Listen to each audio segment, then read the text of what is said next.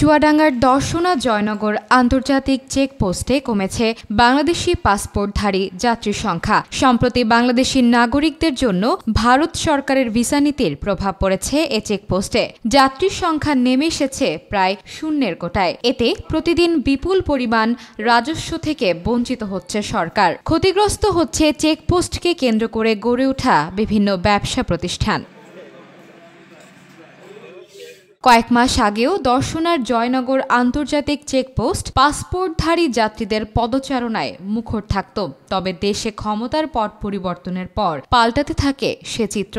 বাংলাদেশি নাগরিকদের জন্য ভারত সরকার ভিসা বিধিনিষেধ আরোপ করায় ধীরে ধীরে কমতে থাকে যাত্রীর সংখ্যা। পূর্বে যেখানে প্রতিদিন 2000 থেকে 2500 মানুষ যাতায়াত করত, সেখানে গড়ে মাত্র 50 থেকে 70 জন পাসপোর্টধারী যাত্রী যাতায়াত করছেন। পূর্ববর্তী সময়ের দুটা যাত্রী রিপোর্ট এবং বাংলাদেশ সরকারের আয়ের পার্থক্য রয়েছে। 1500-র মতো যাত্রী গড়ে যাতায়াত করতো জুলাই অভ্যুত্থানের পূর্বে।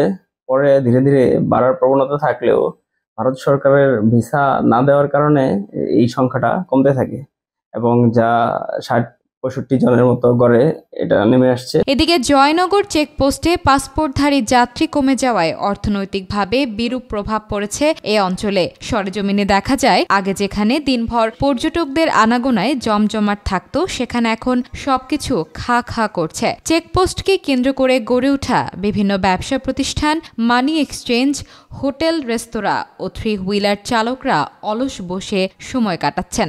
ইন্ডিয়ান হাই কমিশনার আমাদেরকে ভিসা দিচ্ছে না, যার কারণে আমাদের বেচা কিনা একেবারেই সীমিত হয়ে গেছে।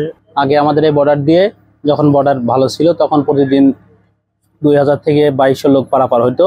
তখন আমাদের ব্যবসা অনেক ভালো ছিল, লোকজনও ছিল, বেচা কিনাও ছিল। যত দিন যাচ্ছে তত আর লোকজন কমে যাচ্ছে, ব্যবসা আমাদের চলে কি চলে না টুকটাক। জয়নগর চেকপোস্ট দিয়ে যাত্রী যাতায়াত কমে যাওয়ায় বিপুল পরিমাণ রাজস্ব হারাচ্ছে সরকার। পাসপোর্টধারী প্রত্যেক যাত্রীকে 1000 টাকা করে ভ্রমণ কর দিতে হয়। সে হিসেবে পূর্বে প্রতিদিন 15 থেকে 20 লাখ টাকা রাজস্ব আদায় হলেও বর্তমানে তা নেমে এসেছে 50 থেকে 60 হাজার টাকায়। ট্রাভেল ট্যাক্স বিগত অভ্যুত্থান পূর্ববর্তী সময়ে আপনার 1,50,000 মতো থাকলেও সেটা নেমে আসছে হচ্ছে 1 লাখের নিচে। বর্তমানে যারা বাংলাদেশ থেকে যাচ্ছে তারা ম্যাক্সিমাম হচ্ছে মেডিকেল ভিসাধারী এবং নতুন কোনো ভিসা না দেওয়ায় এই সংখ্যা ধীরে ধীরে কমে যাচ্ছে। আর ভারতীয়দের বাংলাদেশে আগমনের পরিমাণ আগেও যা ছিল এখনো তাই আছে।